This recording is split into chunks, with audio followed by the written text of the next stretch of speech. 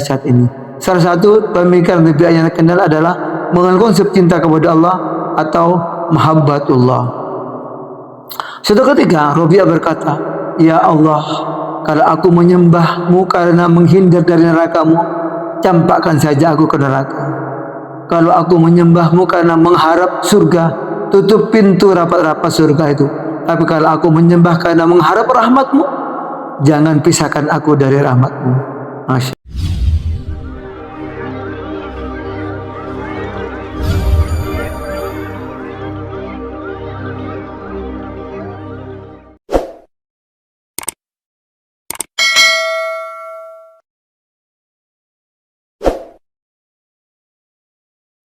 Assalamualaikum warahmatullahi wabarakatuh. Berikut kita kisahkan seorang sufi dari kelompok muslimah, yaitu yang terkenal dengan Rabi'ah al-Adawiyah.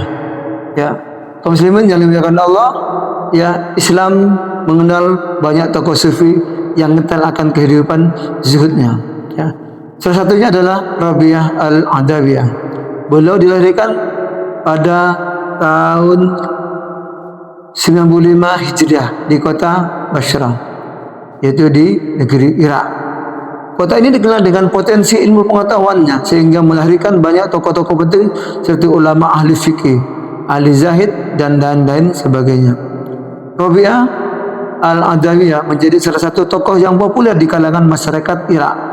Konsep sufinya yang paling dikenal adalah mahabbatullah, ya, mahabbatullah.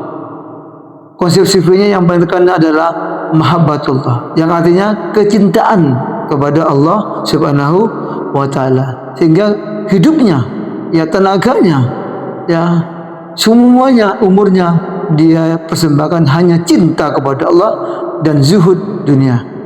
Ya, dia sampingkan seluruh kepentingan dunia, isi dunia, dia hanya cinta kepada Allah Subhanahu wa taala. Inilah yang jadi peran penting dalam kelompok sufi. Rabi'ah lahir dari keluarga yang sangat miskin. Ia merupakan anak terakhir dari keempat bersaudara, sehingga dinamakan Rabi'ah yang artinya keempat. Untuk lebih mengenalnya, berikut biografi Rabi'ah al-Adawiyah, ya, yang kisah tasawufnya yang sangat luar biasa, bisa kita simak bersama. Ya, Rabi'ah al-Adawiyah memiliki nama lengkap Ummul al-Khair Rabi'ah binti Ismail Adawiyah al-Qisiyah. Ia lahir dari keluarga Ismail yang hidup penuh dengan takwa dan iman kepada Allah Subhanahu wa taala. Mereka tak henti-hentinya melakukan zikir dan patuh dengan ajaran Islam. Kezuhudannya dalam memandang dunia membuatnya mereka tidak risau sedikit pun saat menghadapi cobaan. Dalam kesehariannya, Rabi'ah selalu memperhatikan bagaimana ayahnya melakukan ibadah kepada Allah Subhanahu wa taala dengan membaca Al-Qur'an dan berzikir. Ia pun melakukan ibadah yang sama sebagaimana dicontohkan oleh ayahnya. Ya, peran seorang ayah dalam satu keluarga ada figur yang akan dicontoh oleh anak-anaknya. Maka dari itu, masyarakat muslimin rahimakumullah, ayah, ibu adalah bagian pembelajaran yang hidup yang bisa ditiru oleh anak-anaknya. Maka dari itu, ketokohan seorang ayah, kepopuleran seorang ayah di mata anak-anaknya itu memberikan warna yang terbaik bagi masa depan anak-anaknya. Baik anaknya mau baik atau tidak itu tergantung kepada kedua orang tuanya. Maka contoh dari sini, ya, Rabi'ah al-Adawiyah semua apa yang dilakukan menyontoh ayahnya sebagai orang yang ahli ibadah dan termasuk ayah yang sufi kepada Allah Subhanahu wa taala. Ya, mengutip buku 25 kisah pilihan tokoh sufi dunia karya Siti Nur Aida. Suatu ketika Rabi'ah mendengar ayahnya berdoa memohon kepada Allah. Semenjak itu lafal-lafal doa itu tidak pernah hilang dari ingatannya. Bahkan selalu diulang-ulang oleh Rabi'ah dalam doanya. Selain karena kepribadiannya yang cerdas, didikan ayahnya yang juga memiliki andil yang sangat besar dalam hidup Rabi'ah, ayahnya selalu mengajarkan pendidikan agama dan juga langsung mengaplikasinya ke dalam kehidupan keluarganya. Inilah yang akhirnya membuat pribadi Rabi'ah semakin agamis dan semakin religius.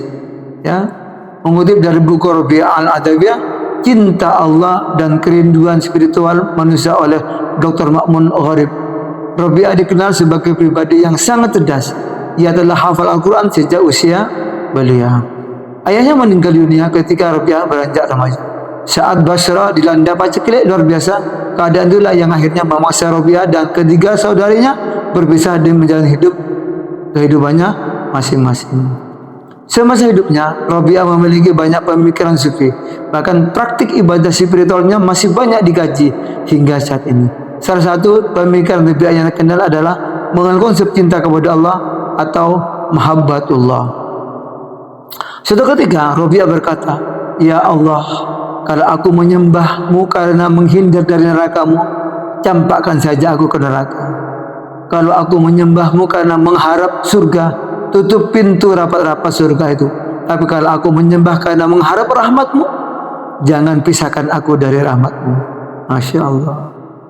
Ini benar-benar seorang hamba yang cinta 100% pada Allah, pada Rabb-Nya.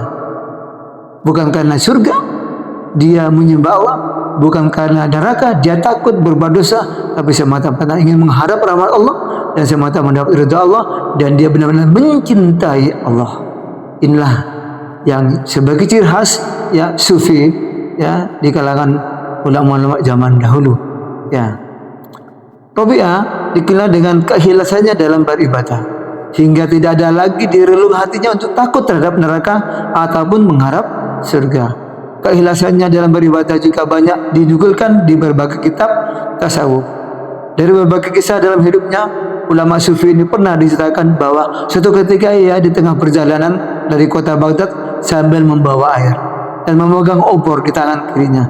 Salah seorang kemudian bertanya, "Hendak kemanakah air dan obor tersebut?"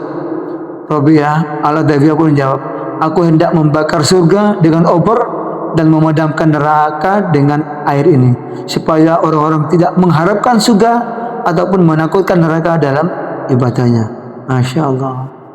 Kisah ini membuktikan kalau Rabi'ah memiliki jiwa yang tenang dan nyaman. Tidak ada yang perlu ditakutkan dan dirisaukan atas imbalan ibadah yang telah dilakukan.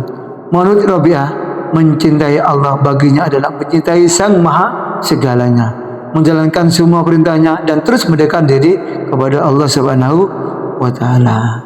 Ya. Itu sejarah kisah singkat Rabi'ah yang membuat inspirasi. Masya Allah.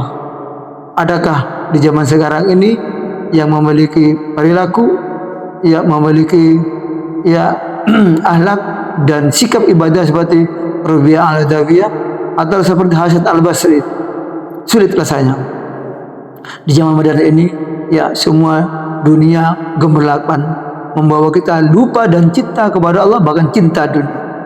Ini orang beribadah pun semuanya ya ada transaksi kepada Allah Subhanahu wa taala. Apa transaksinya? Surga dan takut neraka. Tapi orang sufi mereka bukan karena surga, bukan karena neraka, tetapi dia beribadah semata-mata mencintai Allah, semata-mata ingin mendapatkan rahmat Allah, semata-mata ingin diridhoi dan oleh Allah Subhanahu wa taala dan dicintai oleh Allah Subhanahu wa taala. Kalau Allah sudah ridha dan Allah sudah cinta, maka apa yang kita harapkan? Apa saja Allah berikan kepada kita semuanya. Marilah kita mencoba. Kita mencoba di zaman akhir zaman yang rusak ini, akhir zaman yang kegelapan ini, dunia adalah segala-galanya.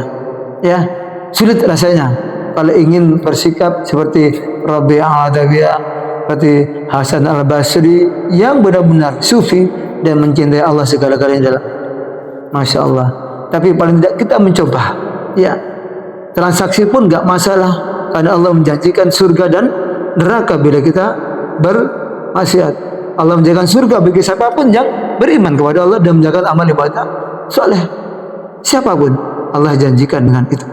Ya, tidak ada masalah.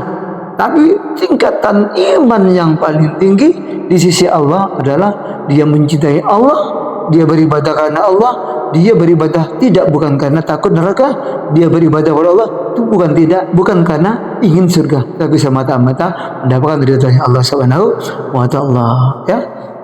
Wallahu a'lam bishawab. Assalamualaikum warahmatullahi wabarakatuh.